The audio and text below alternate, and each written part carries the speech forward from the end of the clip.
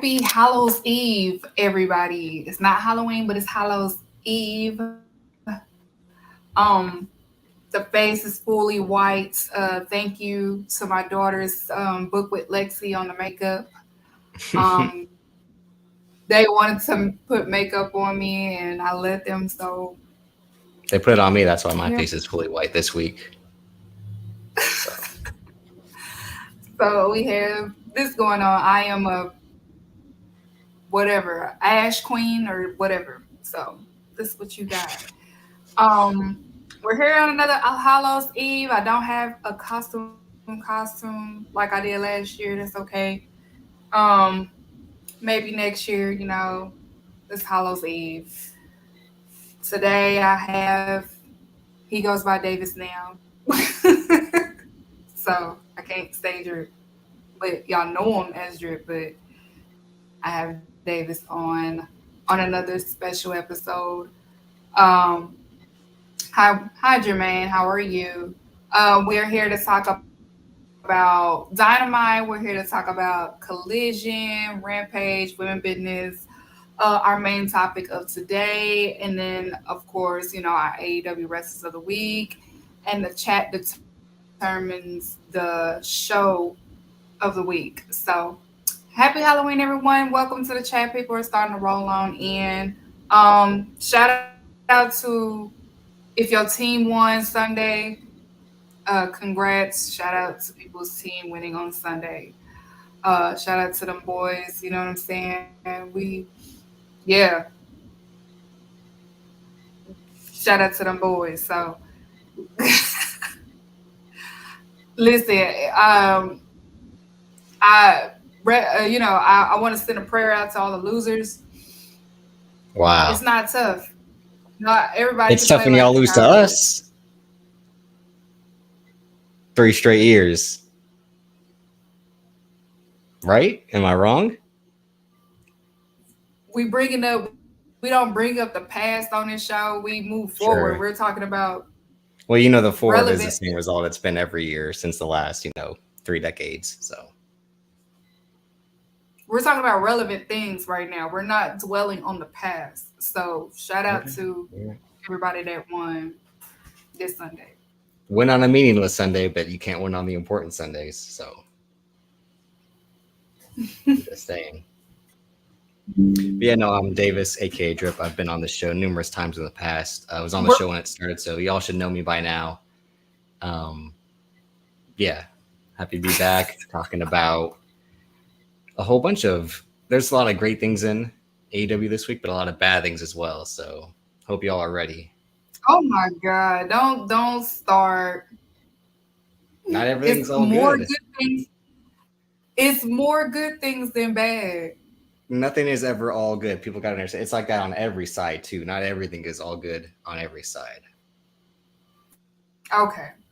We'll see, because we'll get into it. Let's get into it. I don't know. Were you So the we're one gonna who start off, said y'all. who was right about Ruby Soho before we get started? Who was right about that? Oh, women business. Yeah, Women they business. already. Yeah, so kick it Women off. business. Okay, y'all. Don't women business. All men should stay out of women business, like she said. You gotta raise your hand. Okay. Okay, so we gonna get into it, y'all.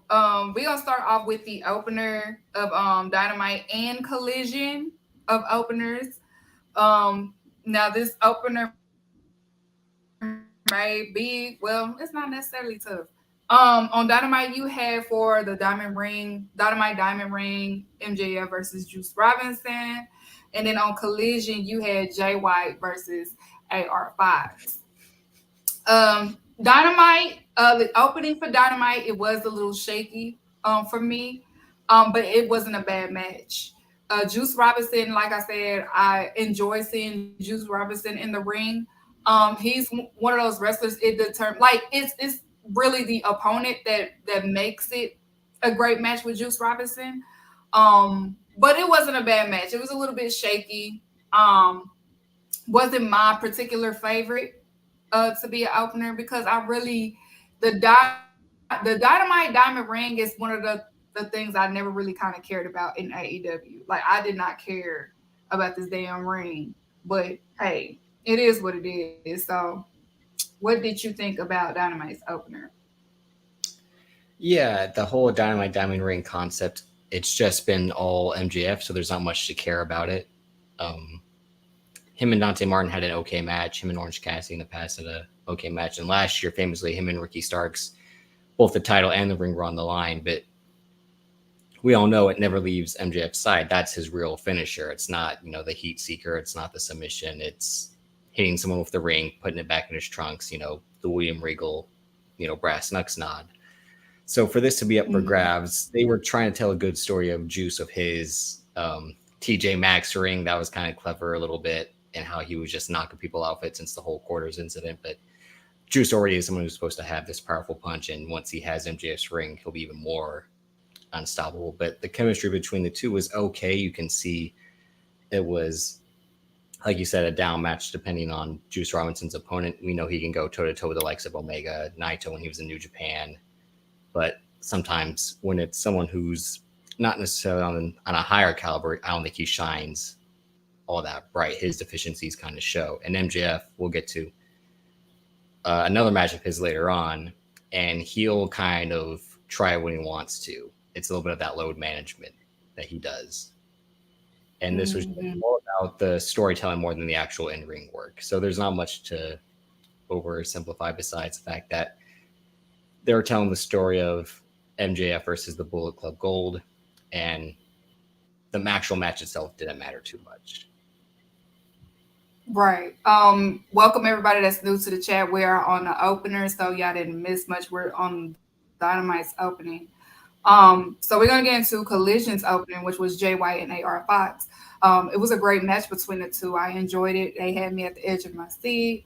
Um, it's Jay White and then AR Fox. He can speak for himself. So it was really good. I like seeing Jay White in fast style matches.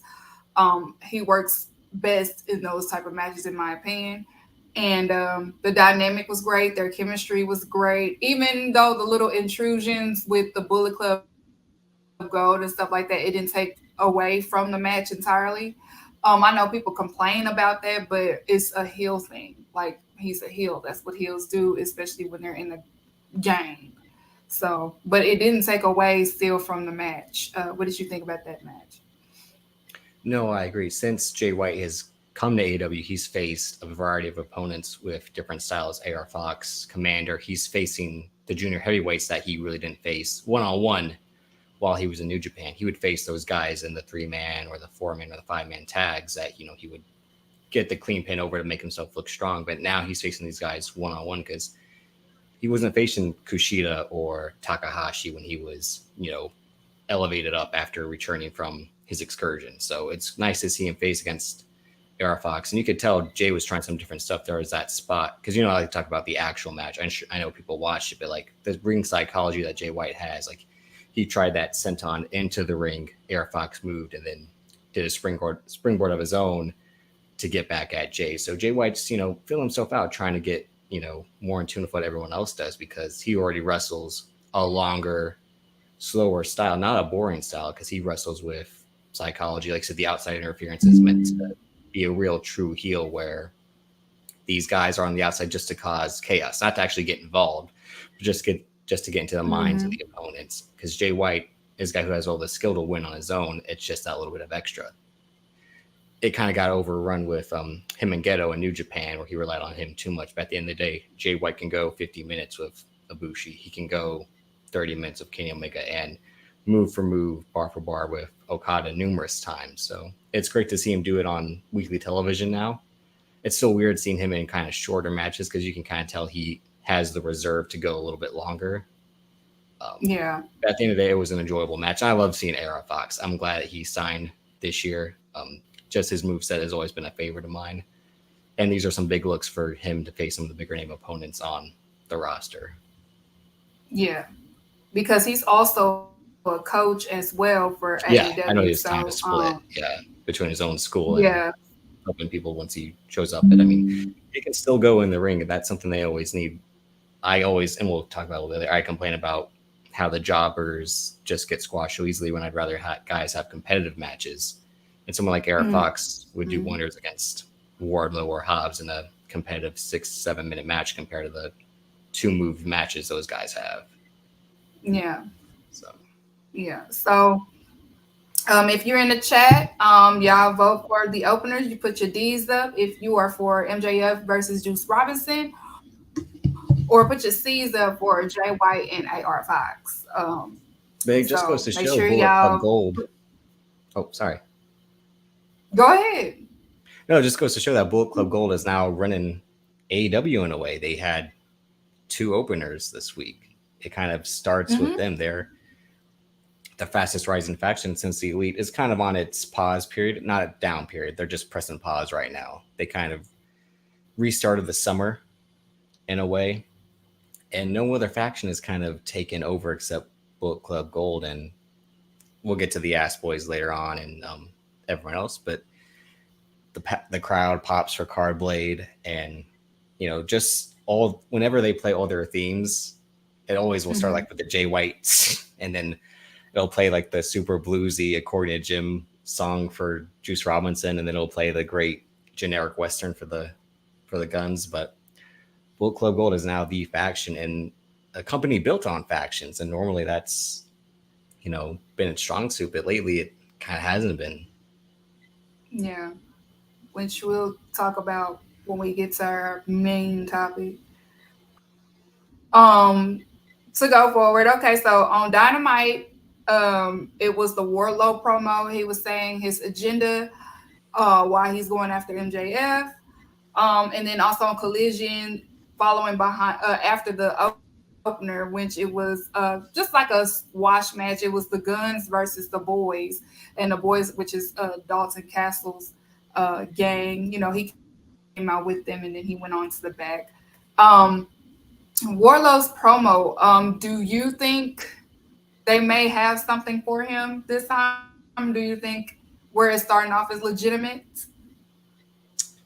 So the Wardlow thing is part of the bigger MJF problem. And shout out to Lyra because she said exactly what I was about to say that night on Wednesday was that they are cramming every MJF loose end into one Mm-hmm. mega story. And he actually ties into the Guns versus the Boys because he shows up at the end and tries to steal back his belt in a very piss poor effort. Clearly, he doesn't know how to steal shit. Someone needs to teach him at his age to learn how to properly get his shit back, because if that's how you steal, just by walking up, exposing yourself, and then getting caught red-handed, like, come on, you're 26 now, like, you're too old to learn, but too dumb to try. So, but, but to circle back to the Wardlow thing, it's that thing of like he squashed MJF, Double or Nothing. MJF then cuts his pipe bomb, goes off into Exodus, not to be heard from until the All In main event. Wardlow gets this push that was doomed from the start because the Scorpio Sky, I think he already botched that handoff of the title to him, and he ended up getting it either way, but it was still shaky territory. And Wardlow has gone on his own exodus, and like he said, he didn't have an injury, he wasn't in any type of trouble, he was just sitting at home waiting, and he's seen MJF have all this glory this year, and it's pissed him off because he's owed something, because he was a guy that in a way Mm-hmm. kickstarted this. So there's kind of some Yep. resentment. I always thought they never should have broke the two up. They were always perfect together. I get the manager has a change of heart and wants to be a good guy type, especially the muscle like Wardlow was. But their chemistry and their look just fit perfectly together. I always hate when things are forced to break up in wrestling just because the story says so. Yeah. But now him versus MJF one-on-one, I don't want to see it because it's just not going to deliver. It'll be MJ again. We'll get to MJF later, but like his Hulk Hogan routine, it's already played out. So it's going to be more played out when he has to try to do like the Andre Hogan WrestleMania 3 spot for the body slam when he's going to try to go and Wardlow's not going to budge. So it's setting Wardlow up for another L that he doesn't need to take right now. He doesn't need to be near the TNT title, that's for sure. But I know you and other people always say he needs to go to the other side, but he maybe should have just been in Ring of Honor this whole time, because they also need some bodies to refresh what they got going on there. So, but unfortunately, he'd be trapped in the Samoa Joe cycle where like Samoa Joe doesn't really need to be over there as much as he is, but that's a whole nother conversation. Oh my God, don't start that either. No, I'm just saying, like, at some point, Samoa Joe really needs to, like, be ROH or be AEW. They said, like, he was breaking the record for the longest television title reign. It's like he took 3 months off to go film Twisted Metal. Like, that reign, it's already fraudulent. We already have a lot of fraudulent reigns in AEW's history. MJF, FTR, we'll get to all those. But the Ring of Honor part's even just as bad because they were saying the Mogul Embassy was breaking the trios titles reigns. Like those guys never defended those titles, and now the Bucks got them, It's and they trying to had bring the no, viewership to the no, thing, I know, to but the, I'm saying like where let's, you go to watch it. but it's that thing like let's not praise something where it's like it's still they're barely giving it the attention they want to give it. I know he wants to give it a lot of attention and importance, but so far it hasn't been that way. I appreciate the people that do watch it because I've tried to tune in Ring of Honor a few times and I like what I see, but it's just when they force it onto AEW, not in a negative way, but like let's say that these titles are important. It's like the tag titles don't mean nothing because Adam Cole's gone now. That's already their big problem of MJF trying to defend him by himself. Just take them off him already. It's run its course. Okay, so if you in the chat, you put your D's or put your C's up, put your D's up if you enjoyed Warlow's promo. Put your C's up for the guns or the boys. We're not gonna take too much long on those because they were like Yeah. 5 minutes both. Okay. Yeah, the guns gotta Next up win. we had. Yeah. Mm-hmm. So next up on Dynamite, we had Hook and RVD versus Alex Reynolds and John Silver of the Dark Order. And then also on Collision, you had the ROH TV title championship, Samoa Joe versus Titus. So on Dynamite, um, I love Dark Order, I really do, but I don't have to see them on TV. No shade. Okay, I don't have to see it on TV. It's good to see RVD. He's still in good shape. He still looks good in the ring for his age. So I always enjoy RVD. I'm a fan of RVD, and I'm also a fan of Hook. Hook has this new sexy look going. He's growing his hair and stuff like that. The ladies was tweeting about Hook. Um, so it was overall that was a decent match for what it was. But I don't have to see Dark Order on TV. I feel like Dark Order could be on ROH. No shade though, not in a bad way. What do you think about it? Well, you're the one saying that the righteous need to be on AEW proper more than ROH, and I was like, no, we don't need to see those They guys. They're do, not they do, they do, Dark they Dark Order. do. Alex Righteous. Reynolds and John Silver are better wrestlers than the righteous, so I'd rather see Dark No, Order. I want the Again, righteous on TV. to each their own. But that was what I was saying earlier about the lack of factions these days compared to when the company started. The Dark Order is just the three of them now, and it doesn't have the same weight that it once did. I'm not just saying because of Brody Lee passing, but when they had Stu Grayson back for that little bit just to set up that storyline in ROH, they haven't done a good job recruiting new members, and I don't know if that's their mission or not, but John Silver, I like John Silver a lot. I think on his own, he'd be a good wrestler against someone to give guys competitive matches, but I'm more worried again that Hook is in this limbo spot that he'll go into from time to time. It seems like they'll want to have something big planned for Hook and then stop after they have the initial idea. Like him and Danhausen was something that kind of looked good. And who knows if that would have led to a full-fledged tag team. And but Danhausen got injured. That's a whole other story. But Jack Perry versus Hook was a good segue for competitive Hook, storytelling Hook. And now he's just kind of hanging around the best friends, which is a good look for him. But what's next? Again, like you always say, the FTW title is just a prop. It doesn't hold any real weight. It's just something to, make him look a little bit extra and make him look like he matters in a way. But his look already makes him matter. Like you said, he's a good looking guy. He can wrestle. He's young. So let's stop sticking him with RVD and all these other tag teams and have him face, Miro, have him face people that like put him through the ringer so he can know what it's like to take another L. Because Jack Perry did the right thing by like, oh, what happens when I face a guy who cheats to and fights dirty to win? Like, all right, now I know I gotta like bend the rules, or I gotta like go to that place, that dark place, to get what's mine. Now he just needs to face someone who's gonna kick his ass from the jump because they're bigger than him, stronger than him, they have more experience than him. So I like seeing RB. Like you said, he's still good for his age. As much as I shit on the elderly in wrestling for needing to go home, because they've had their time Don't already. start. Wow. Thank you, Ken, for still listening while you're on Raw. I know that's right. No, I'm saying again, you get mad at me, but at some point, these men need to go home. Like RVD said, They he's got a don't wife want and to. he's got a wife and she's got a girlfriend. So just go home to that. You don't need to come out here and do 5-star frog splashes Let at him your have age. I some get you. fun. He is a wife and her girlfriend is fun. He doesn't need to come out to the ring and do this. Oh my But the Rhett god. Titus and Mojo, I just spoke on the Mojo TV title reign again. That was a lot of these two spots were just the kind of the worst examples of like AEW filler. You know what I mean? Like it's just like it's on the show to kill time because they don't want to give something else extra time, but they cram stuff in at the last minute. You were saying it all last week on Twitter that apparently no one loves the Dark Order because they tuned out after the first 40 minutes of Dynamite. Because apparently once they saw the Dark Order, they would just click. So that sucks for them, I'm telling unfortunately, that y'all, they I aren't. pay the $5. I pay the $5. Like, people rather watch the Timberwolves than to watch Dark Order. I like as soon as they popped up, that shit went like.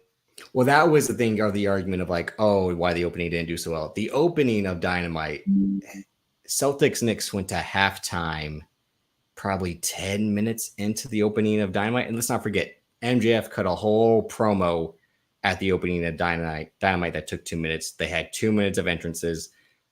It had a low rating compared to the week before when Jay White and Penta did a mill at the jump. And sure, they could say, well, they didn't have the NBA to go up against. Well, MJF had the perfect leeway. Celtics 6 went to halftime, and no one tuned in to the numbers that they did for Jay White and Penta the week prior with no competition.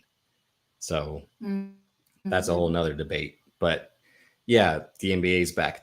That's gonna cause a problem on Wednesday nights, especially when it's big time teams facing each other. But you have that small window to hook them in right away. They were saying MJF is opening Dynamite this week from the jump, and everyone's trying like, I'll see this, and then I won't want to watch everything else. But they didn't announce Jay White and Penta was going to open the show like that. And that whole show was strong from beginning to end because it went from Shida to Sakura, Omega and Fletcher, all the way through. That was a strong showing compared to this week's Dynamite, which is just downhill after the first 40 minutes. So, yeah. It sucks for the Dark Order, again, because they try, but they could the momentum got back when Adam Page joined them, but then when Adam Page was like, yeah, I don't. Yeah, see, that's what I mean. Like, that's at that time, I wasn't too big of a fan of that story, but it was good storytelling in terms of like he needed some friends, and they were the friends that, like they said when they had their feud, like we were there when you needed us, when these guys ditched you. Now they have nothing to do, and they're trying to go back to being the evil Dark Order, where it's like, I think you kind of need some more people to be evil. I don't know who's lying around these days that they can have to. Matt Hardy. They can get Matt Hardy. No, because I'm tired of fucking seeing Matt Hardy. Fuck. Like, God. Say it like that. What's wrong with Matt Hardy? Everything's wrong with Matt Hardy. They can get Edge. Well, he ain't doing shit. They might as well, because he's not doing what he thought he was gonna do. So we'll get to that when that promo happens. So what's up? You're the host. Give us our next segment, please. Yeah. So if you're in the chat, just put your D's for Hook and RVD, or put your C's for Alex Reynolds. Samoa Joe. Hold on, y'all. No, AJ, the Butcher and Blade and Kip Sabian are better off on their own. They don't need to be grouped in the Dark Order. They're better off on their own. Wait a minute. Kip Sabian, hold on. I kind of like that. No, because when we get to that Kip Sabian promo, don't get me started. Oh my god. Okay. So yeah, put your C's and put your D's up for that, and I'm gonna keep count. Next up on Dynamite, Tony Khan had a surprise for Sting. We welcomed Ric Flair, and he was welcomed in by Christian. This is a segment by itself because I didn't have nothing to pair it with on Collision. So we have this. I didn't care to see Ric Flair. I understood it because that's Sting, buddy. I get it. Yeah. You know, regardless, regardless of what people feel about him, that's still his buddy old pal. So, I guess this but is like Christian, D Wade. Oh, good. I don't know what you was about to say. No, I was like, Ric Flair coming out to Sting is like, I guess D Wade going to games and still seeing LeBron playing. Like, damn, you're still doing it. Good for you. Yeah, Like, I wish I could. But yeah, I can't. That's what it was. And Christian, first of all, this segment went on way too long. Just it's Ric ate up. Flair. They had to. No, even Christian went way too long. The whole thing went on way too long. As much as I love Christian, I know you're a peeper. I know everyone loves Christian pretty much.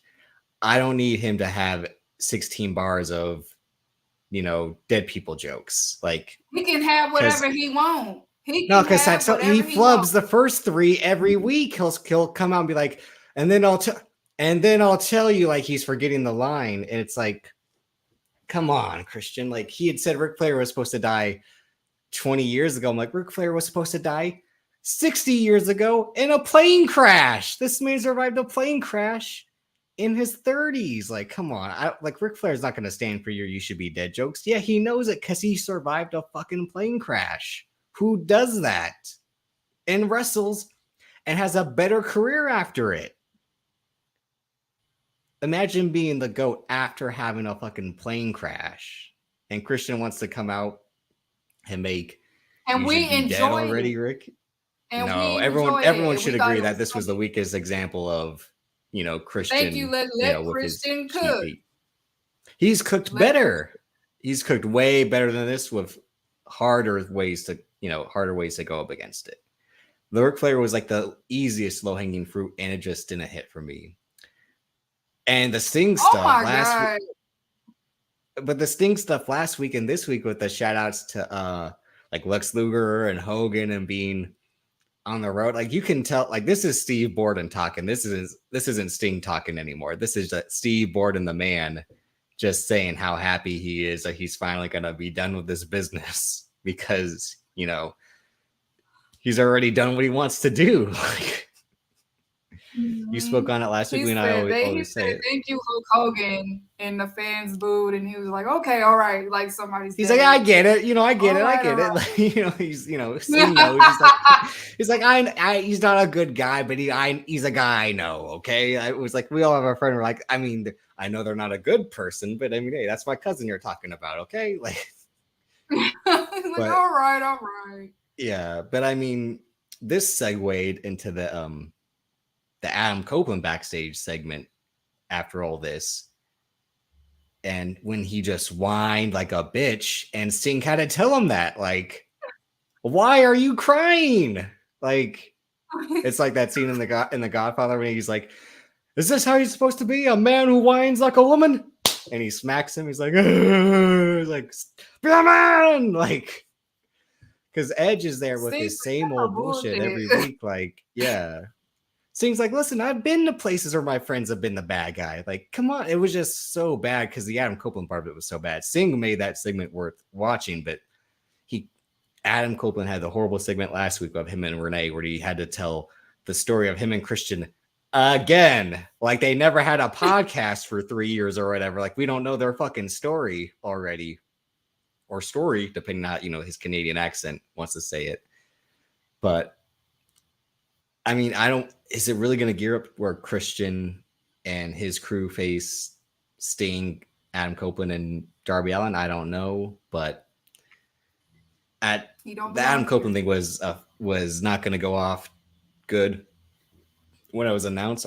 Excuse me, and it's not going good now. Again, that match with Luchasaurus was horrendous, and these promos in back-to-back weeks have been abominable. And I'm not shocked because this is a selfish I tried to motherfucker tell everybody. who should have not come I back tried 3 years to tell ago. everybody. Yeah, I tried to tell everybody. he, I tried to no tell. one I sat again. here and tried to tell everybody. He is the rated R superstar. Why is he crying? My friend doesn't want to retire with me, and this is the guy who's supposed to be rated R. No, Cause a he rated R ain't him. superstar. And I've been trying to tell everybody that. It's just horrendous, and it's gonna get even worse when he wants to, or when he'll try to have actual matches. Because that match of him and Luchasaurus wasn't a match. Shout out to Luchasaurus. That's my dinosaur.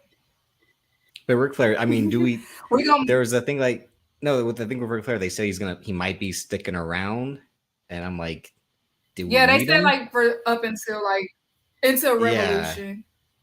I mean, Cause he's as still much as under I that love Ric Flair, WWE contract. yeah, as much as I love Ric Flair, I don't want to keep seeing Ric Flair every week. No. Nobody does, but blame Offset.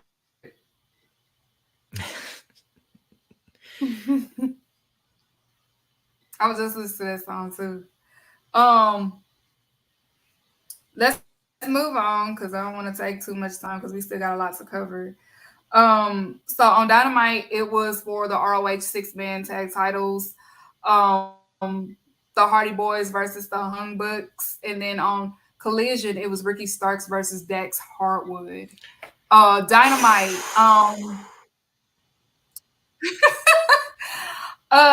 So this match it wasn't needed, but I get it because the Bucks love Hardy Boys and they want to do whatever is possible to make sure that they have when they run off to the sunset together that they have they matches and things like that.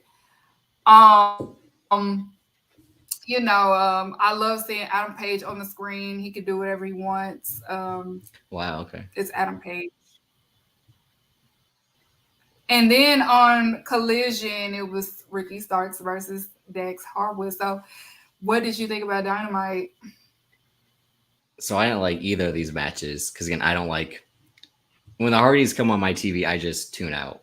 I can't watch Matt Hardy and Jeff Hardy in 2023. I couldn't watch them last year. I couldn't watch them in 2017 when they came back. I could have barely watched them. So when the Hardys show up, I tune out.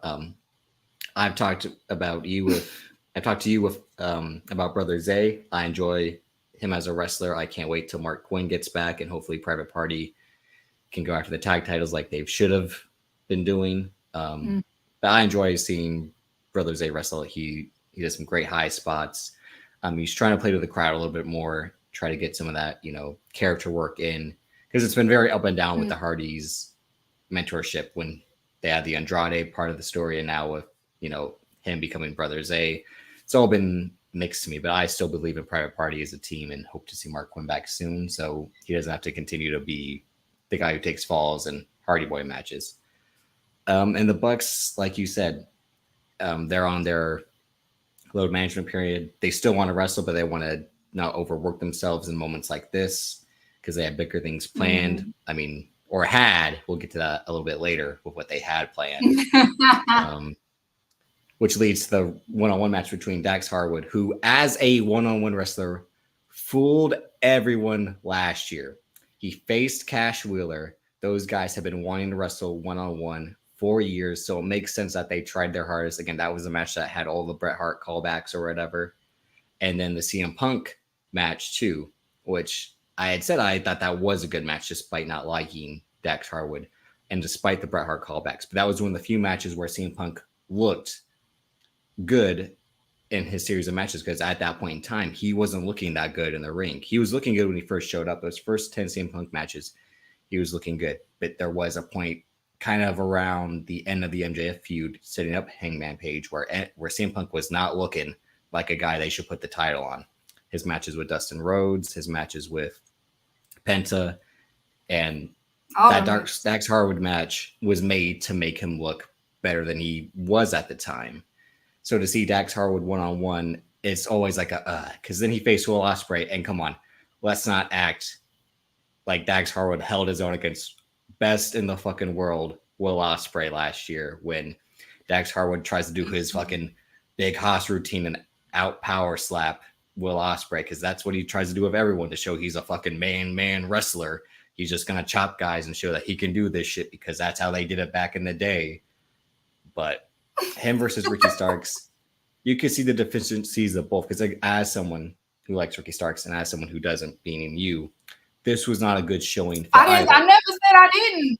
You I should, never because I'm said I going to did. say it later that people just need to say who they like and don't like. If you have a podcast, you don't need to lie I don't to. have. I never You said I don't didn't like need to him. I just lie said to the audience. I did. Just I say your never said truth. that. You have a platform for a reason. Don't worry about who you offend. Again, I don't fucking care for Dax Harwood. I think he's trash. He gave Ricky Starks a pile driver. This is a guy who's had a bad neck, a guy who almost lost his career and almost had to get neck surgery because of a neck injury. And Dax Harwood gives him the worst looking pile driver I've seen. He didn't tuck the head in between his legs.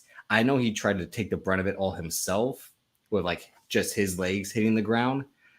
But even Ricky Starks bunching his neck against Dax Harwood thighs, like, why attempt a pile driver with a guy who's known to have a bad neck? He didn't get surgery because he said he didn't want to be out that long. He was doing a natural healing process. That's why he was out those 6-7 months for 2021 going into 22.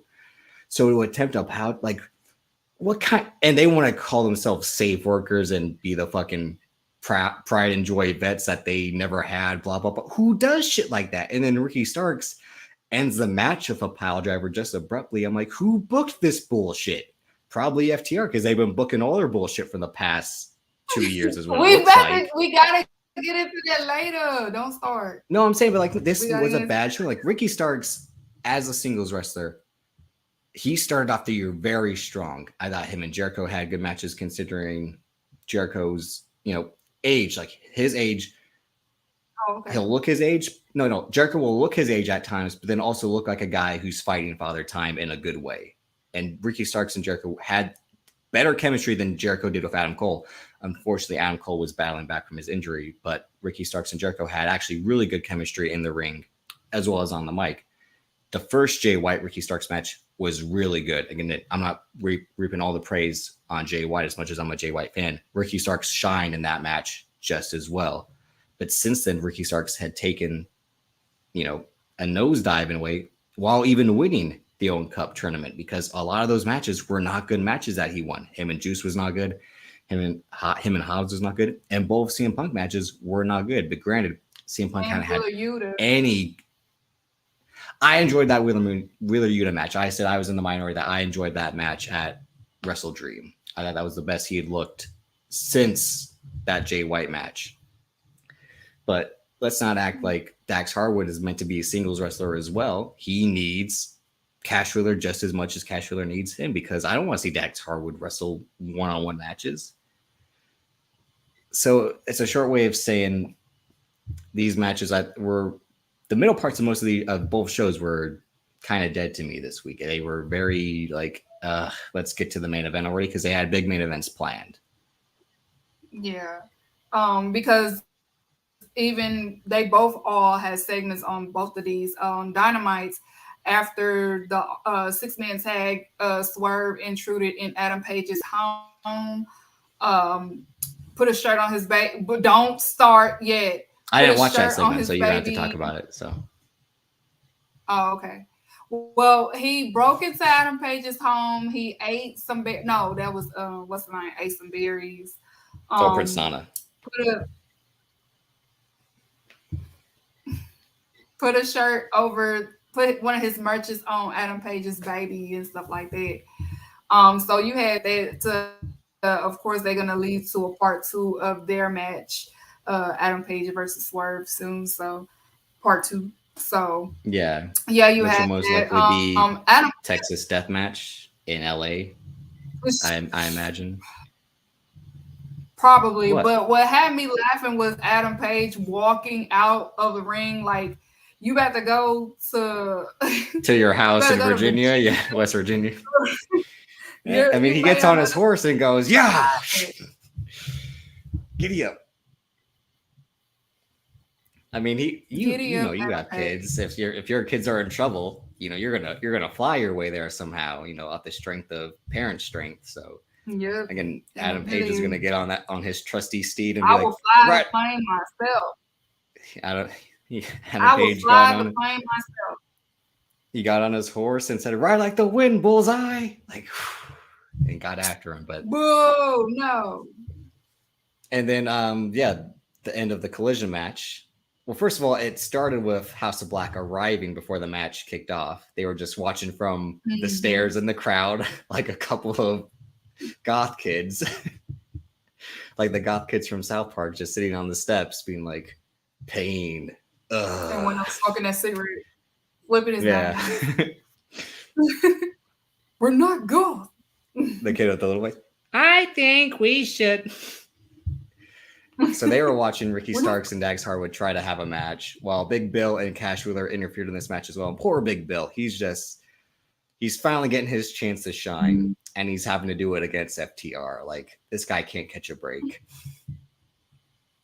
But the match ends, and then this shows. We'll get to it again later. But the messiness of what FTR has done.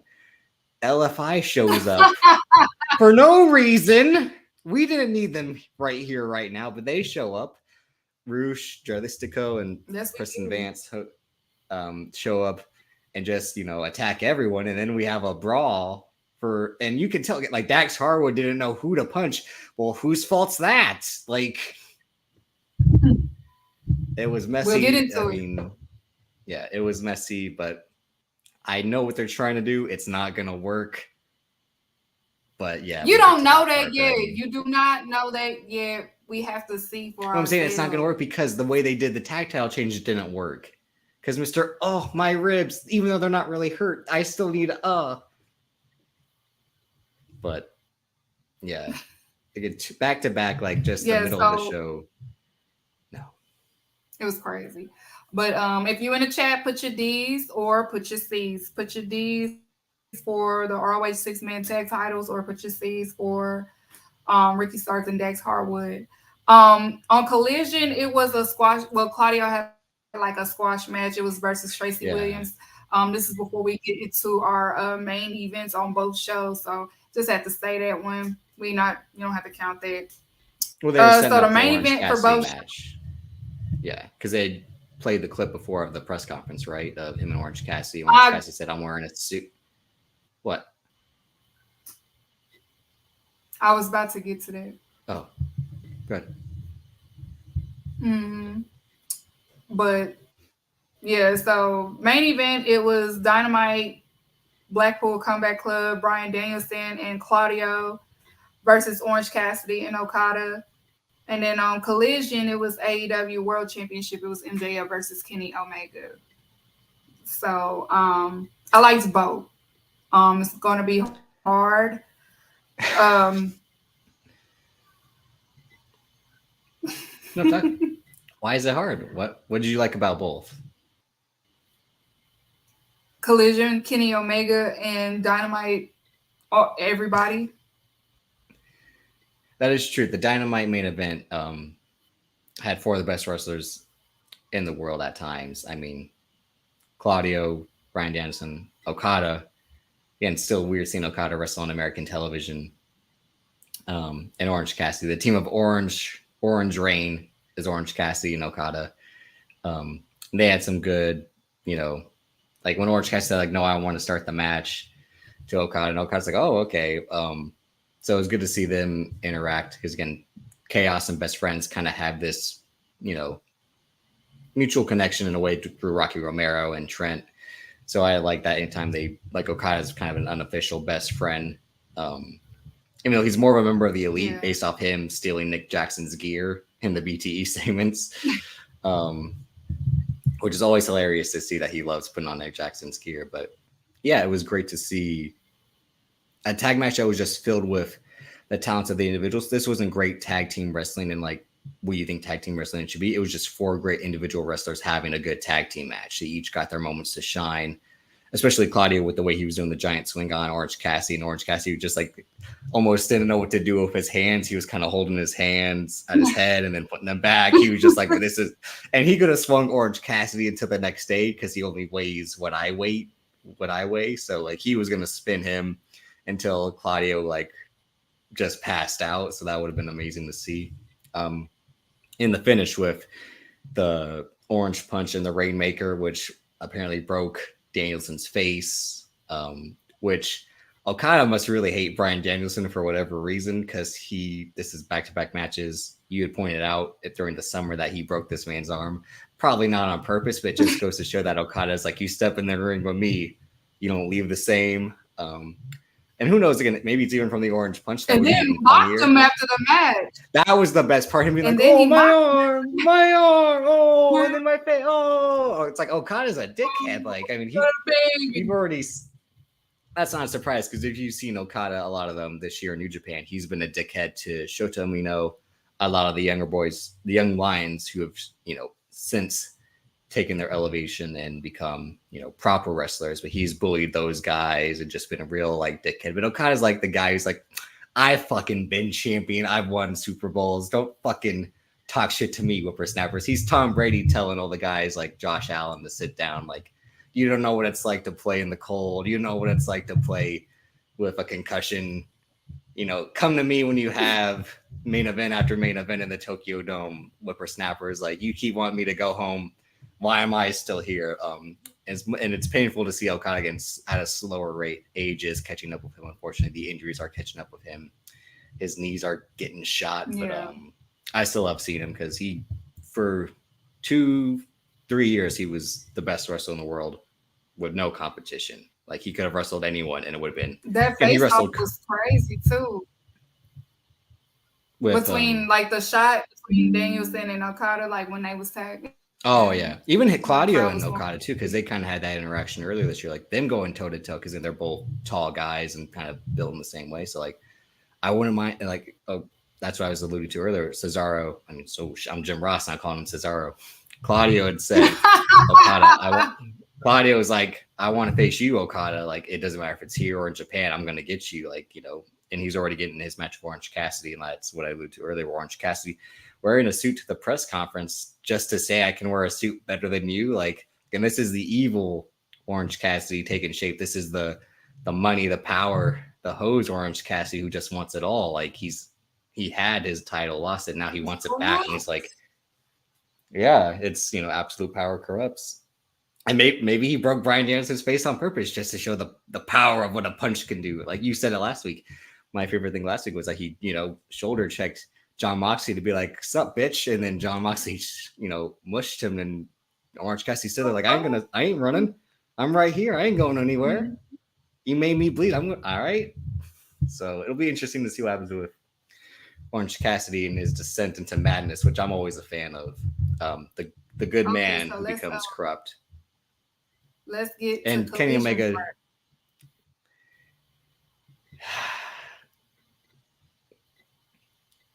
Go ahead. Well, on one hand, you can see just how much Kenny Omega means to wrestlers who shit on Kenny Omega, meaning MJF. Mm-hmm. So MJF, who shits on high spot wrestlers, he said, why is Vikingo so high in the PWI? No one watches his matches. They just see clips of him on YouTube. Meanwhile, MJF tries a fucking Frosberry flop to the outside of the ring and almost breaks his fucking neck. Could have paralyzed himself. But, when you wrestle Kenny Omega, you got to try high spots, even though you shit on high spot wrestling. Mm-hmm. So we already have the walking hypocrite that is MJF against Kenny Omega, because he knows if he didn't deliver against Kenny Omega, whose fault is that? Because Kenny Omega, again, is one of the few people who can have a match with a broomstick and it still turned out good, because this man had a match with an 11-year-old girl and blow-up dolls. So I don't see MJF having good matches with either of those. So MJF had to step up his level just to show he can hang with the likes of Kenny Omega. And he did and didn't in a way. Like I said, him trying to Fosbury flop and almost paralyzing himself. Like he almost broke his hand earlier this year in the Four Pillars Fatal 4-Way when he tried the Candido Bomb with Darby Allin and he hit the mat and screamed like, my hand. It goes to show like this guy who shits on high spot wrestling. Whenever he tries a high spot, he can't fucking do it himself. So, like you always say, stick to the rivers and the lakes that you're used to, because this guy who is all about entertainment wrestling with his kangaroo kicks and his "do you want to see me do a body slam" can't do shit that everyone else says. And that's why he says, like, that's why he says, well, guys like Vikingo shouldn't be considered great wrestlers because they do spots. Vikingo almost broke his neck with the match against Kenny Omega when he did his 630 to the outside. He hit his head on the apron after doing a 630 to a man on a table. So don't act like everyone can do this shit. It's that simple. And Kenny Omega, again, he's had a long year since coming back, and you're kind of seeing him slow back down in a way where, like, I'm going to need some time off after he had a year. No one, as much as I shat on him during his belt collector, as you say, reign, I can't say that about him. I can't say that about him this year because he has been fully healthy, but you are seeing, as you said last week, the wear and tear of a man who is 40 years old and doesn't want to get injured again, because that means he'll have to hang it up. And he did a combination of technical wrestling, which MJF thinks he can excel at, just like Triple H thought he could excel at. They did high spot wrestling because Kenny Omega is an Attitude Era student. He loves the Attitude Era, so he has to put a table spot in a regular match because Kenny Omega's like, you got to give the people what they want, and they want stunts, damn it. So he, powerbombed him to the table on the outside. And, he forced MJF to try to go strong style at the end with, kick out, last second kickouts and this and all that. And MJF wins clean. MJF did the slowest moving Canadian Destroyer I've ever seen when he went up to the top turnbuckle and did the Panama Sunrise. It took, I don't know if it was on Kenny Omega, but that flip for the Canadian Destroyer took so long. I was like, are they still going? But it was a good match, not a great match, because one guy wasn't up to the caliber. It was a great match. The one guy wasn't up to the caliber of a dude who, at his age, is still going out there and doing it better than most guys can. And he's, again, deteriorating slowly, and that's Kenny Omega. Kenny Omega had two of the best matches, probably the two best matches this year. And that wasn't all Will Ospreay, as I was saying earlier. That was the both of them. But a lot of this match Y'all have to excuse Davis. He likes what he likes. No, a lot of this match was Kenny Omega. And it was a Kenny Omega clinic of like, all right, let me show y'all I can still do this. And again, he's looking like he wants some rest so he can come back and keep doing it because he doesn't want to get injured. But MJF trying to do shit he shouldn't do and try to hold his own against a guy who wrestles like that. I mean, MJF has slow matches on the regular. Kenny Omega has slow matches so he can preserve himself. There's a difference between the two. So it was a good match. I'd say it narrowly beats the Dynamite main event for me. Well, we'll see what the chat decides. If you're in the chat for the main event, put your D's, or if you like Collision's main event, put your C's. These C's. All right, so we're gonna move on to Rampage. We're not going to talk about this too much because I do not want to run out of time on a time limit here. Rampage, it opened up with Mike Santana versus Ortiz. Very personal match. It was really personal. Nobody was waiting on spots or nothing. No. It was just going. Ortiz is a better man. Ortiz knew how much it would mean to Santana. So, Ortiz was generous with this match. Well, not just that, but you can, for some reason, Tony Khan has picked Santana to go with. I guess because it's the comeback story, or it's a story easier to tell. So it seems like Santana is the chosen one of the two for now. I think everyone who watches the two of them knows Ortiz is the star. So in the long run, Ortiz is good. Himself, he just wants to get paid. So I mean, it's I know. Santana. No, but I mean, like, we all know in the long run, Ortiz is going to be fine because Ortiz has the talent to sustain himself. He's extremely likable. One of the few New Yorkers I like. He has the talent in the ring. Santana is the trickier one to like. Let's see if this guy has anything to root for. Because as of right now, for me, and I know for you, like it's not easy to root for this guy based off how he was talking online, how he was talking on TV, and how he's been Yeah. wrestling. Especially with the way this match ended, where he almost just blatantly drops him again too close on his head. Yeah. Yeah, you and I had talked about how I thought this was going to be a match to set up a match like this. Instead, they just went straight for the stipulation bad blood match to get it over with. I don't blame them because they don't need to prolong this. Let's not forget, they've had stories They like were this in trying the to hurt each past. other. Yeah. Well, they've had stories like this in the past where there's real life tension. Like they had Kip Sabian and Joey Janela because of the Penelope Ford thing, and they put that on Dark a lot of the time. And that was a real kind of like bad blood story with some actual real life ramifications, but they rarely get into this area where they force people to work with each other. It's not like Edge and Matt Hardy and other numerous, Brett and Shawn, other instances in wrestling history where people who don't like each other have had to do it for the sake of the business. But at least they had the match. I know everyone said like they wasted it. It should have been on a pay-per-view. But if you're not, they're making you tune. I've always said this. They're trying to make you tune into Rampage every week. If you want to see these two guys wrestle, you don't have to buy the pay-per-view. You already have the fucking channel. Just watch it. That's on you if you don't want to watch it because it's not on a pay-per-view. Mm-hmm. You're the one who's setting these guys up to fail by not tuning in. So, but again, it was Yeah.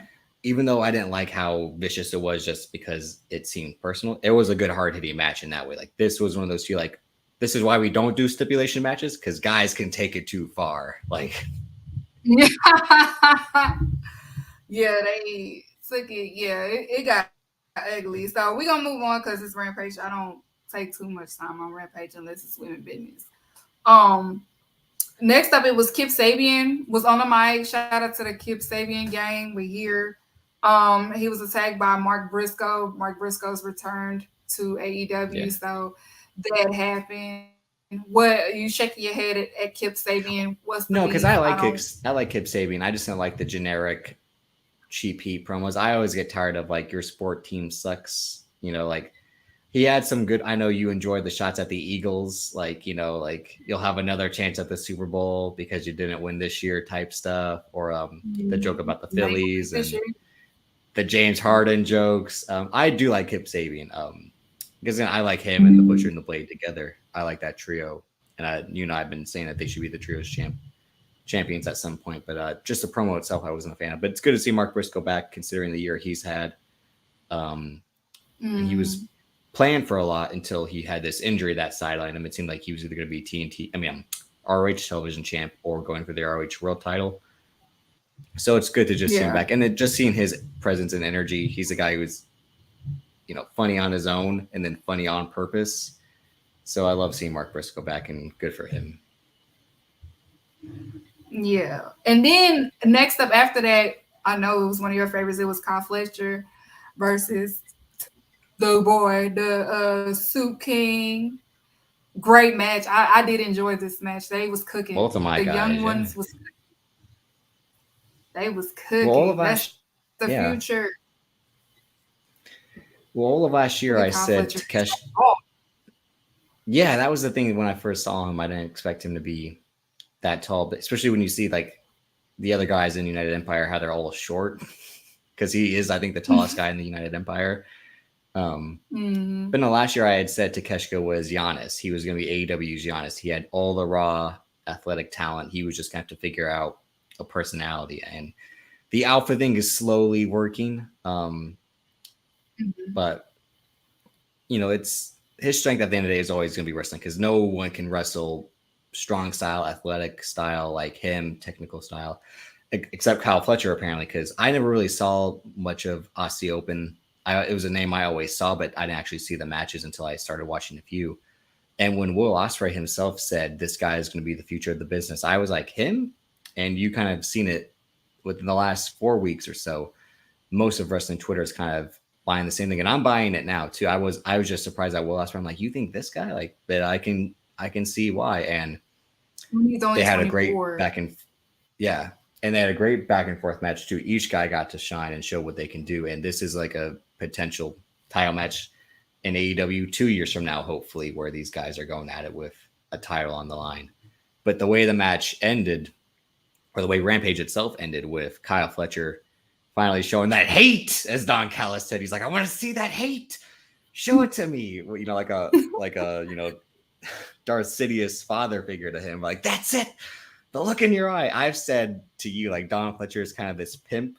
He's going around collecting all these good looking young guys and being like, look at my good looking young men, my strapping young men I have in my family.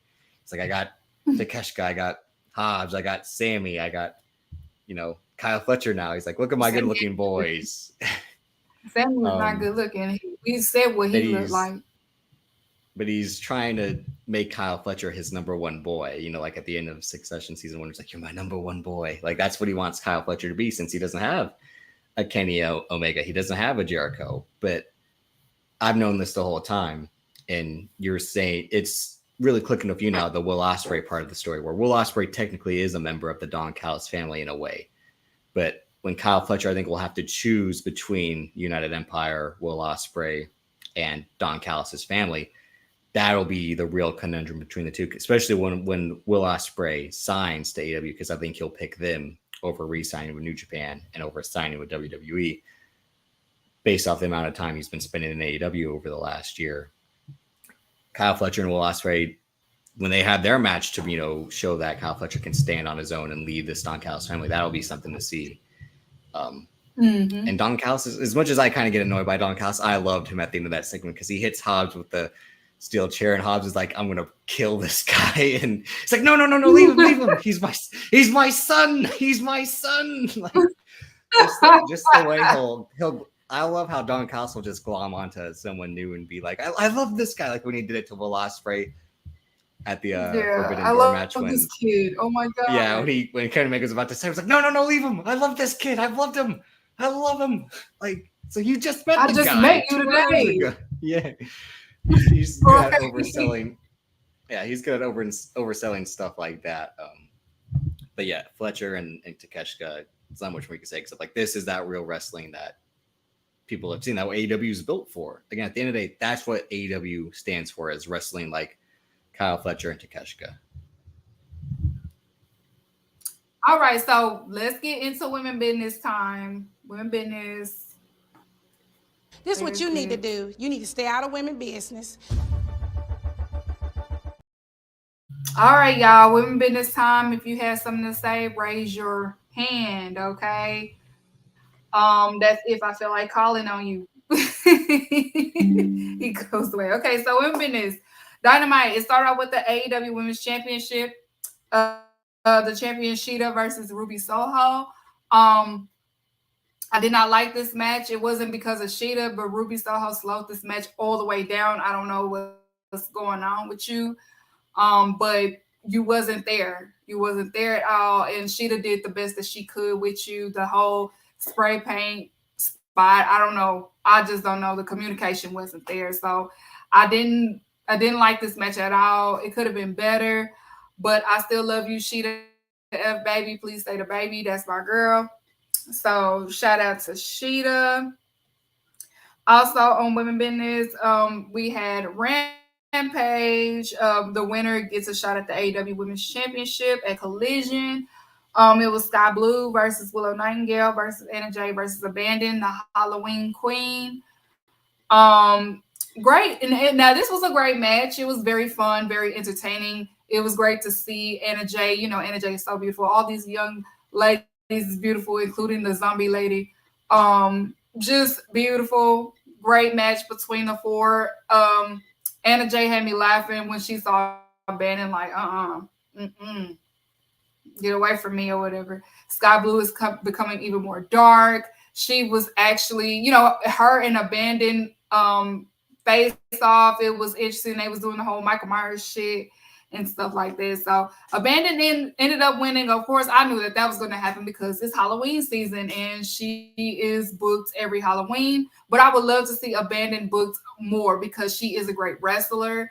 I know she scares the kid audience and stuff like that, but they just gonna have to get over that shit and deal with it, okay? Book abandoned even more on the women's division. We need somebody like her in the division. She's very unique.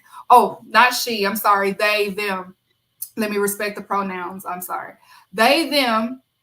Book they, them more. We want to see more they, them in AEW on the TV. So, my bad. They, them. Let me respect the pronouns. I am so sorry. Abandon is they, them. So I want to see more of they, them on TV. Don't laugh at me, y'all. Um, Also on Collision, like I said, it was for the Fright Night Fight AEW Women's Championship. It was Sheeta versus Abandon. Uh, Entertaining, Abandon came out as Spawn. They them had the Spawn robe and stuff like that. And then Sheeta, Sheeta was cosplayed as Adam Wong for shit, the night what's that game? The zombie game. You gamers know who that is. But she wrestled in a dress, very lovely. Now, this match for Sheeta was better than Dynamite's match. Because Abandon, it was an entertaining match, but they was able to keep up with one another. I enjoyed it. So like I said, I want to see more of they, them on TV. Okay. And then you had Tony Storm, she's stressing out married men. Tony Storm came out there, she pulled out an orange from her butt or whatever, and stressing the guys out. Everybody was stressed. Look at him. Look, Tony Schiavone is stressed. Like, he's like, Lord have mercy. He's turning red. So yeah, Tony Storm went out there and she was giving hips, she was giving booty, she was giving legs, beauty, you know. Shout out to Tony Storm, timeless Tony Storm. And then we had another segment also. It was Chris Statlander and Sky Blue.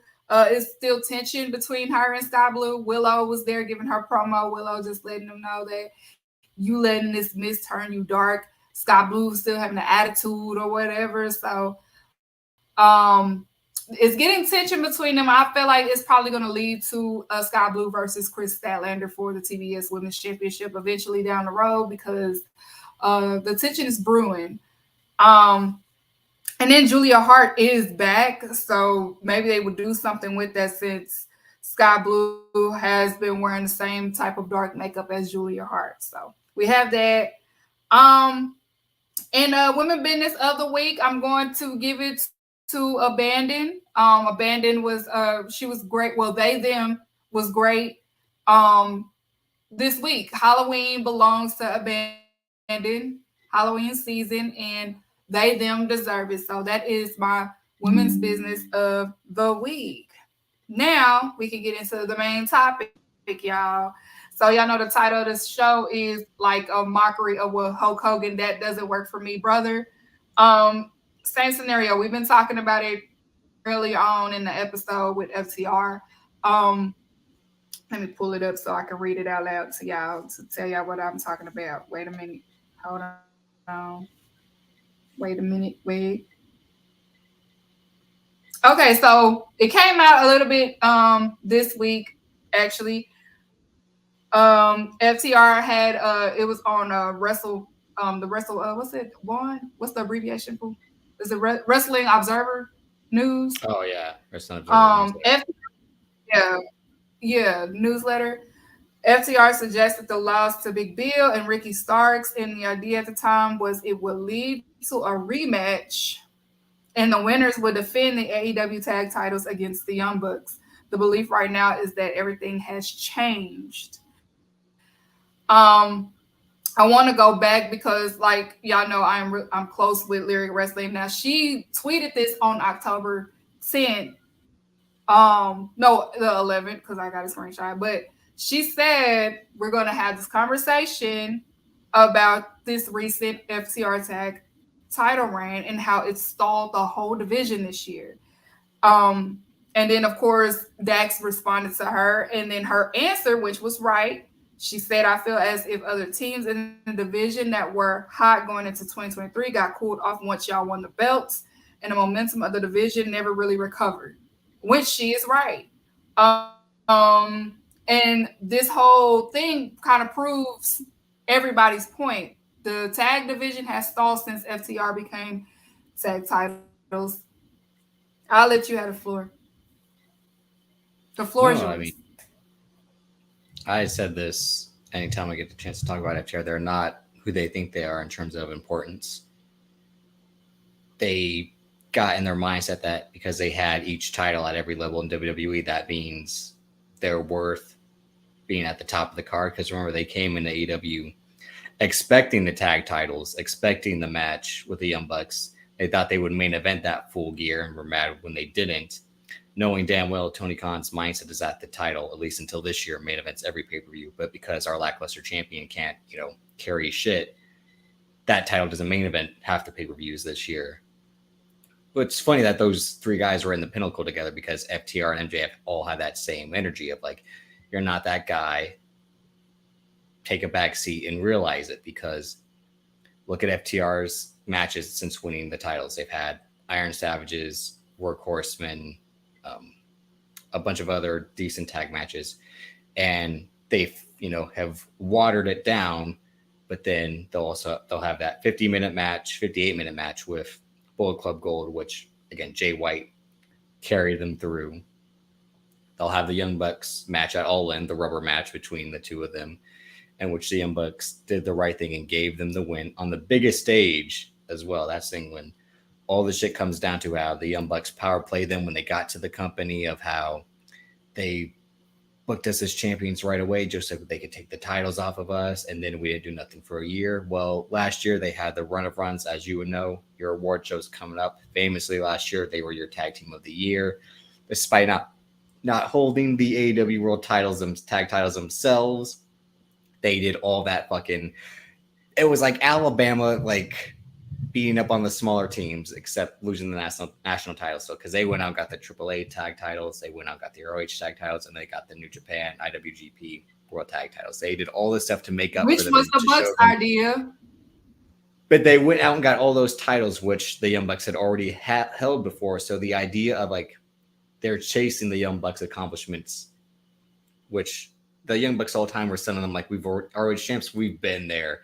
AAA champs, we've been there. Like IWGP champs, done it already. Like, show me something else. And F7 star at this point, FTR, I think is what they are. Like, it doesn't mean shit when you can't carry everyone else. I would say this time and time again. Like, they faced American Alpha. Look at Chad Gable right now. Red hot as a singles wrestler. You know what he was? Red hot as a tag team wrestler with Jason Jordan. Look at them with DIY. Tommaso Ciampa and Johnny Gargano. Is that a bad tag team? Fuck no. Mm-mm. But when you saw them versus Enzo and Big Cass, horrible match. Well, that's because Enzo Amore isn't a great wrestler at all. And Big Bill was still a lot of potential, but, time was going to come. But when these guys brag about how they can carry anyone to a good match, we don't see it time and time again. As you said before, when they face the Lucha Brothers, they slow the match all the way down. They've been ducking the Acclaim, so we don't know what that match looks like. They let did Swerve and Keith Lee beat them, I think? I think they might have. Because I think that's how they were going to try to get those tag titles back, in Swerve and Keith Lee.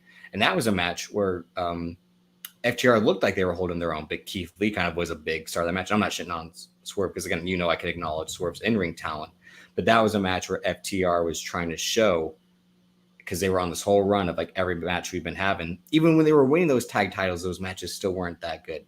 Let's not act like they didn't face the Briscoes 3 times. These are the Briscoes. R.I.P. to Jay Briscoe. But like, you faced one of the best tag teams of all time 3 times, and you're trying to act like we're the greatest tag team in the world. It's a 2-race street each time in those matches. It's not one direction. It's not you carry. Can you imagine them being like, we carried Mark Briscoe and Jay Briscoe? Are you out of your mind? So they get in their whole mindset of, and this is where the CM Punk aspect comes in with the whole CMFTR that was planned for Collision, where they were going to run Collision at the 3 of them. He gets himself kicked out of the company. And now Who knows what they want? Because they try to make themselves bookers with this whole Ricky Starks, Big Bill thing. And this just goes to show that this fucks Big Bill and Ricky Starks even more than them losing the tag title match. Because having them be awkward transitional champions with no end in sight just because you guys didn't want to drop the titles to the Bucks at Full Gear like it should be. Because realistically, Full Gear, Young Bucks versus FTR, this would be the one for the main event. You could do 2 out of 3 falls like they should do, or an Iron Man match. Like you could do the final one, winner takes all the falls. It goes until there's a winner. No one fall bullshit. We do this until no one can get back up. Instead, they were like, we really don't want to lose to these guys because that means it would be 2-2, and we don't want to do that. Well, if it's 2 out of 3 falls, it'd be 3-2, and then they'd be really upset because they're fickle and count shit like that. Meanwhile, this is the man who cries and whines about how he's got a wife and kid at home, and that's his sole focus. But he gets on Twitter to get at Lyric because he has nothing else in his life to focus on. This is a grown man who brags about his family, but is on Twitter to talk to people who he thinks are calling him a hater. Like you did, you ruined the tag division. He did. He ruined the tag division. Let's not act like his man didn't get popped for some gun shit earlier this year too. So they're not stand-up guys like they think they are. It's just a fraudulence, and that's what they are. They're fraud TR. They've been fraud TR for years and years. And this whole fuck their revival that Cody started, they're the same fucking guy that he is. They trick you with this old school bullshit, and this is how it should be with simple moves and blah blah blah. But come on, now we're in this fucked. Oh, good.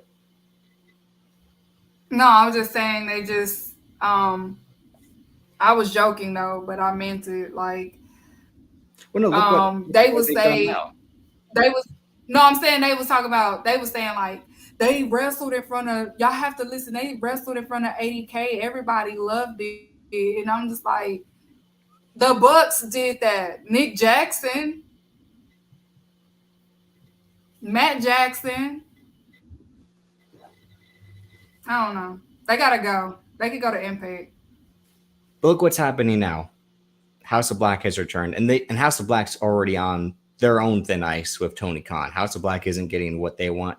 And to be honest, at this point, as much as I love Buddy Matthews, Malachi Black, what are they going to want that they're going to be happy with? They gave them the trios titles. They gave them their stupid rules that didn't make any sense. It seemed like Tony Khan didn't like that with the house rules because it ruined every trios match they had. They dropped the trios titles, and the whole like Malachi Black still might be injured. He says he's not that injured. But Brody King's the one who actually gets injured because we saw the cast on his hand while he was managing Julia Hart. Buddy Matthews is engaged right now, so he's been away with that. But at some point, they have to go all in on House of Black just based off the talent and the reaction they get. And then you bring in LFI, who you can tell Tony Khan is all in on Roosh. The rest of the guys, as much as I like Joe Listico, Preston Vance is okay, but Tony Khan is all in on Roosh. And my frustration is that Andrade needs to be with them as well instead of this shit he's going to do with CJ Perry and Miro, because we need a stronger faction to really. I know he doesn't. I know, but we need a stronger faction to rival Bullet Club Gold, and I think LFI with Andrade, Roosh, Jessica, and Preston Vance is that faction. So we have LFI, House of Black, FTR, and the random tag team of Ricky Starks and Big Bill with the tag titles. And again, like Lyric said, what was the point of having a fatal four-way to determine number one contenders if the Bucks get fucked over while being number one contenders? Because now we're going to get a fatal four-way, I guess, to determine who's our champions, even though we already know who our champions are. It's Big Bill and Ricky Starks because it's a fucking clusterfuck. Because one guy said his ribs hurt and he wrestled this past Saturday after dropping the belt 2 weeks ago. So what's going on except what's going on except guys doing the Triple H shit of like, that's not going to work for me. Like I said, Hulk Hogan, that's not going to work for me. Triple H, I don't want to do that. Even John Cena with the Nexus said like, I don't want to lose to these guys. And after he beat the Nexus, he was like, fuck, those guys should have won. You know what? I made a mistake. Mm-hmm. This is why the Yeah. wrestlers can't be the bookers.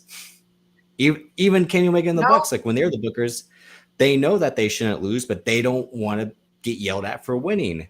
So when Kenny Omega and the Bucks book themselves to lose, everyone says, "Well, now they make themselves look weak and old." Like, to be honest, they should. That's better storytelling. They're getting up there in age anyway, and they should be on the downside because this. When I get mad when people are like, "Oh, it's not believable," like so and so should never beat this person. Rey Mysterio should never beat anyone in a wrestling match, then, regardless of his skill set. He should never beat Yes, he anyone. should.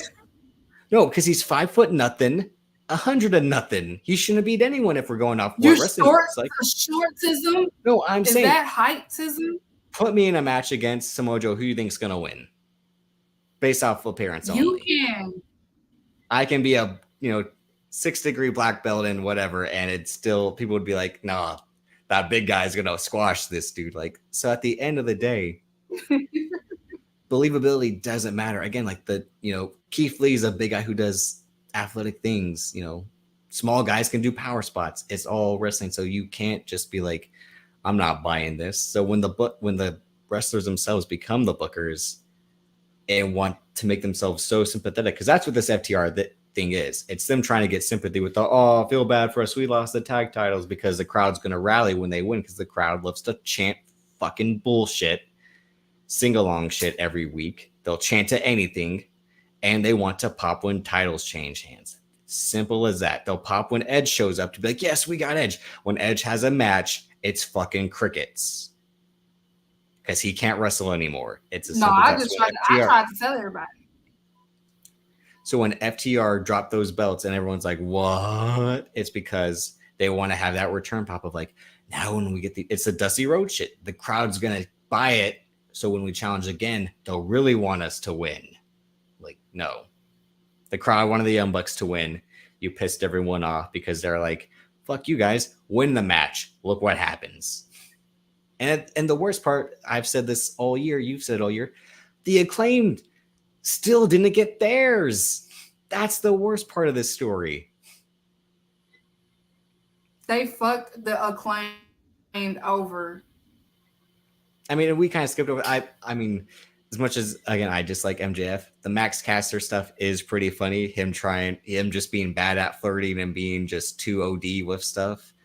I'm enjoying it, but again, them as trios champions, it's not working either. And I know, like you said last week, you said it perfectly. Like the trios titles, it's not supposed to have like real weight and merit. It's just another match, another title match to put on free TV to make you watch.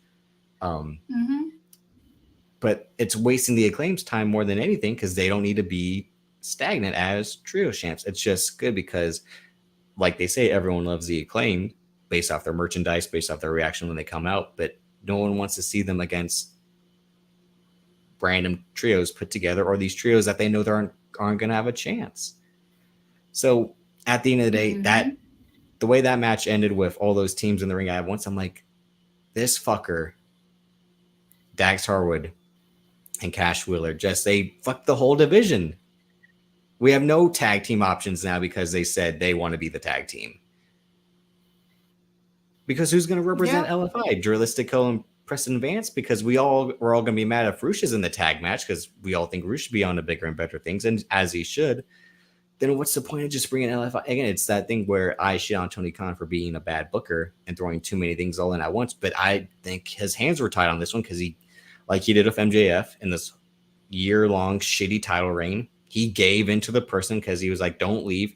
What do you want to do? I'll let you do it." And he has to stop doing that at the end of the day. Yeah. I think it is since the day it came out that, well, Jerry Lynn basically hinted that he hasn't been telling folks about creative like he used to do, because certain wrestlers, Dax, keeps leaking it to the dirt sheets and things like that. So he's starting to slowly put his foot down, but okay, it's time to start punching folks now. Just start, not physically, but it's slowly getting there. The whole idea of like, let's drop the tag. Yeah, and I agree. Like, there are moments where he is trying that, but the whole idea of like, let's drop the tag belts because Cash is kind of hurt. Well, is he hurt? Well, like, no, he can wrestle. We just think you should drop him. Like, what the fuck does that mean? Like, it, the whole thing, it's, yeah. And we're in this place now Yes. where, because MJF got his way, everyone else is going to look at it that way, unfortunately. Like, well, you caved into him. Why can't you do that for me? And Mm-hmm. MJF is now having to finally put that work in after 6 months of bullshit and not trying. He's being streamlined into all these loose ends feuds until Jay White. And Jay White's the guy left hanging like, am I going to matter or not? Like, I've already told you, like, I'm setting up, for the Jay White loss at Full Gear because it's not going to make sense for him to win at this point. Yeah. Is what it is. Or what if he does? If he does, it's the only way that makes sense realistically, because we need a new champion. I'm not just saying that because it'll be Jay White. It's like we don't need a Roman Reigns in AEW because that's why it's getting boring as fuck over there. It's already getting boring with the Seth Rollins thing as well. So we don't need, another 6 months of MJF and because CM Punk can't even come back to get that title again. That was the point of MJF being champion, was MJF was going to be champion. CM Punk was going to come back to challenge as the rightful champion. And we couldn't even get there because CM Punk had to be an asshole. That's how bad it is. And the other, like I said, the only reason Jay White's in the position he's in is because Adam Cole, by the worst luck of all time, gets injured. Because that's the only reason I think Jay White's in this position. And the only reason. And then they threw Samoa Joe in now. But the Samoa Joe thing is MJF has to beat it. They're going to let MJF beat all these guys. Again, he beat Kenny Omega clean. He didn't do any dirty shit. He beat him straight up. No, nothing. It's going to be the same thing with Samoa Joe. It's going to be the same thing with Wardlow because they are trying to make MJF the good guy in the story, even though we all know he's not the good guy. Like, as much as the crowd cheers for him, they cheer all the bad guys, They only boo Don Callis. That's the only person that gets booed in AEW. It's... Yeah, so, because it's a lot, but FCR is the problem in the tag division. They're one of the problems in wrestling. Like, we don't want that. It's stuff like this make you think as to why Vince was so controlling with everything that he's done because of shit like this. Because you have wrestlers that take advantage of promoters too. It's not sometimes the other way around. It could be on both ends. And FTR is on, for them to be like, we honor Bret Hart, they are doing some Shawn Michaels type shit right now. No, let's not forget Bret Hart. Again, Bret Hart did this type of shit because Bret Hart did the I'll lose to Shawn if Shawn loses to me. That's Bret Hart shit. No, that's what it was. And because when Shawn Michaels said, well, if the roles were reversed, I wouldn't want to lose to you. That's what pissed Bret Hart off because he was like, oh, this motherfucker sees the shit I'm running and doesn't want to play ball, which is why they were both wrong. They were always in the right and in the wrong at the same time because Bret Hart was selfish like that because the only reason he agreed to drop it to Yokozuna to then for Hogan to win is because Bret Hart's like, well, I'm going to beat Hogan, right? And Vince was like, yeah. And Hulk Hogan said, I never said it would. Hulk Hogan said, I never said it would be for a title. And Bret Hart was like, so you fucked me. So you made me lose the title because you promised me a win I was never going to get. That's Bret Hart shit. And that's what FTR is doing. And we wonder why Bret Hart got, kicked in the head. His karma. Don't say that. Do not say that. That and cheating on his wife. I don't condone. That and cheating on his wife. Yeah, Again, Dax Harwood's going to search this. If Dax Harwood vanity searches himself on Twitter to find Lyric's tweet, he's going to find this pod and be like, well, tell me how I'm wrong again. It's like, I just did.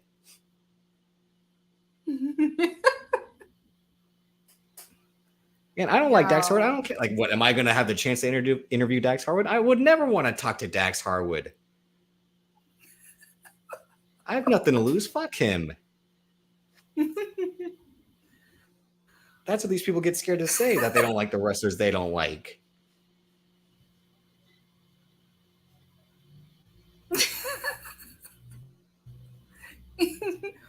I'm trying to think what would y'all talk about. Nothing, because I would be like, would you want to interview him? I'd be like, fuck no.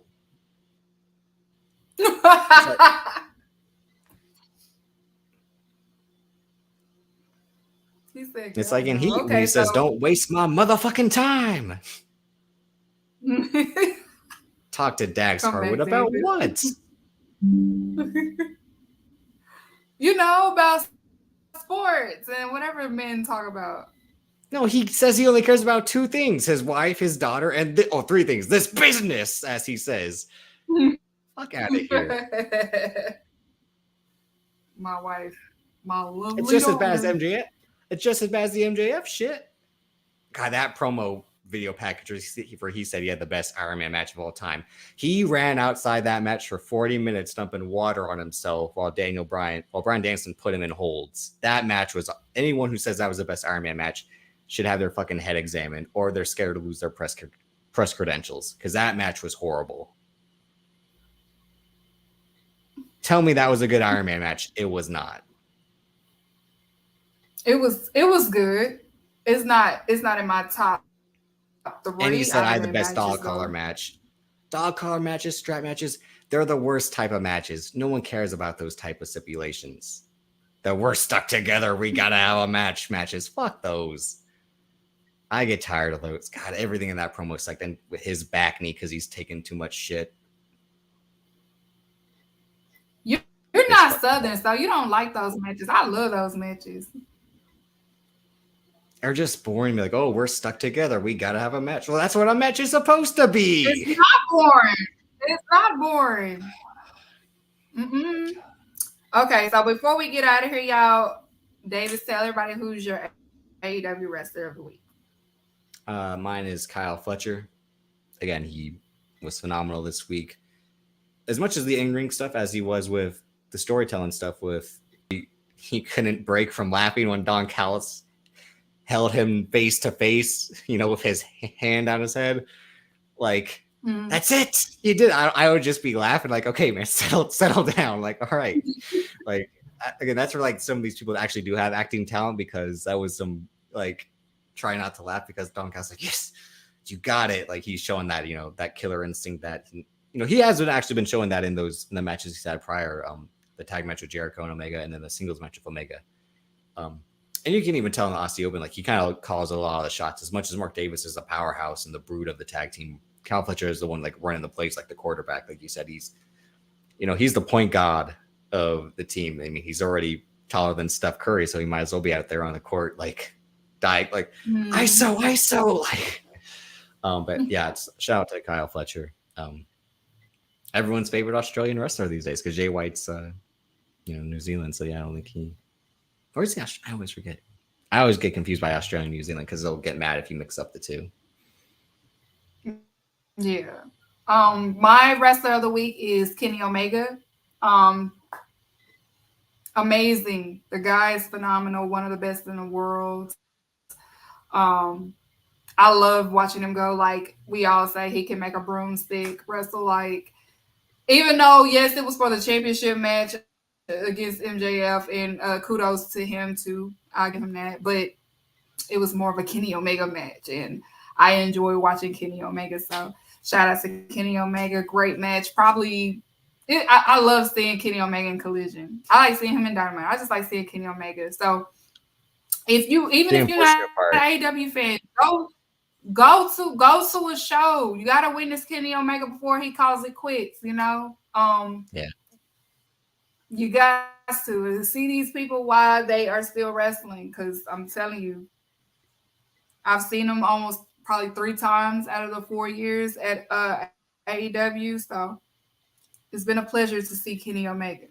So the unfortunate part about him losing though, real quick, was that video package where Jay White interrupted Kenny Omega to be like, let's not forget you and I got history. So even if you win this title, it's coming up off you anyway. And they, use the footage of Jay White beating can't make a New Japan. So hopefully they run that back, because I've been waiting for them to run that back since that match, because that was a match that really put Jay White on the map, because he made Jay White look like $1 million in that match, and that's why Jay White is kind of the guy he is now. So hopefully we get that sooner rather than later, whether it's for the title or not, because the Elite versus the Bang Bang Gang is something that is probably going to happen as well. Yes. Yes. So before we get out of here, y'all know, because I've been advertising it for almost 2 months now. Next week it is the AEW my awards nominees reveal. I reveal the nominees for the nominations, because the actual awards is December 18th, but I will reveal the nominations next Monday. So make sure y'all be here. Y'all tune in to see what the category is and who's in the category. I promise y'all are in for a treat. It's gonna be hard on some of them. Y'all gonna be like, what the fuck? I remember this. I remember this. Like, I put so much effort into this, y'all. Like, I will rewatch the stuff and all of the other things. And I worked really hard on this. It's all me. This is just my way of showing you guys, the audience, of my work, my craft, and I am passionate about what I do. So I have these awards to just show y'all that the girl be paying attention, okay? I don't just say anything to say it. I don't do that, And then I also did this because we know that people like PWI and other people that does lists and things like that, they are very, very WWE-ish expectations with their wrestling when they decide certain things. And I hear y'all, and AEW fans in specific, we, it's just want to be fair treatment all around, not just you're expecting WWE in different places. So I did this awards for the AEW fans, for us, something that we can discuss, something that could be like, oh, this blase, something that y'all don't have to feel that it is favoritism going on. So this is all, because if it was my bias, Chris Jericho win everything, okay? So it's not one of those. But I can't wait to reveal it. CJ will be on with me next Monday. His reaction is his natural reaction, because he don't even know who is nominated. Like, nobody knows but me, okay? So I'm ready for that. Make sure y'all tune in on Monday. I'm not going to go over Dynamite or Collision. Just make sure y'all watch other, listen to Public Enemies on Wednesday for those things, because I'm not going to go over Dynamite, Rampage, or Collision next Monday. Next Monday is fully on the awards. Like, it's fully on the nominations. That's what we're going to go over, because it's lengthy. This one is lengthy. I'm going to tell you that right now. This is the AEW Grammys. Okay, this is lengthy. It's not just 10. This, I counted. It's at least, well, this ain't even including the pre-show awards. I'm getting the pre-show awards out the way. Like, the actual is like 20. And then including the pre-show is probably like 20, maybe like 25, 27, somewhere in there. So make sure y'all tune in next Monday for the awards, nominee awards special. I have some great female, Black female journalists that is also going to be writing about it. So make sure you look out for their articles. Of course, we're honoring Jeff Jarrett this year for the awards. Last year it was Billy Gunn. This year it is Jeff Jarrett. Hearts from Talk of Champion is doing her monologue for me. She's writing it out. So make sure y'all come in, be on time next Monday, because we're going to get this party started. It's going to be a good time. I'm going to have y'all talking and guessing and all that. So be sure to tune in next Monday. I'm going to be advertising like crazy, but make sure y'all tune in next Monday for the nomination show. So before we get out of here, David, you have anything? No, I got nothing to plug these days, as you know. So it'll be a long time before I'm back here. So hope you enjoyed it while I was here. Again, just tune into the award nominations next week, and then the award show next month. Well, we're almost at the next month, because it's the end of October. So get ready for that. Keep tuning in every week. every Monday to watch Keeks do her thing. Again, CJ, Ben, and Graham every Wednesday. They're Patreon as well, so make sure you're signing up for that. Support the brand, support the content that they do, and all that. Shout out to Because on the production. So yeah, thanks for having me back. Thanks for having me back, and yeah, I got much to say these days. Yes, get down there. I be trying to tell him to come back. He said whenever he ready. He likes doing it part time now, y'all. He likes doing it like once every 3 once every week. What are you trying to say? Nothing, I'm asking. Nah, I don't do it anymore, so Sean, I'm only here because you you asked. You asked. That's the only reason I'm here. I did it just like that video on Instagram, y'all. He's a part timer. Mm-hmm. I'm not a part timer. I'm done. So he's a part timer, y'all.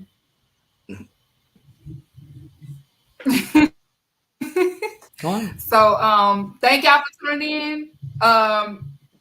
Thank y'all for tuning in. Make sure y'all come in next Monday. I was about to say next Wednesday. Hit my getaway so we can get up out of here. You've mentioned a couple names recently. Who were they? Listen, man.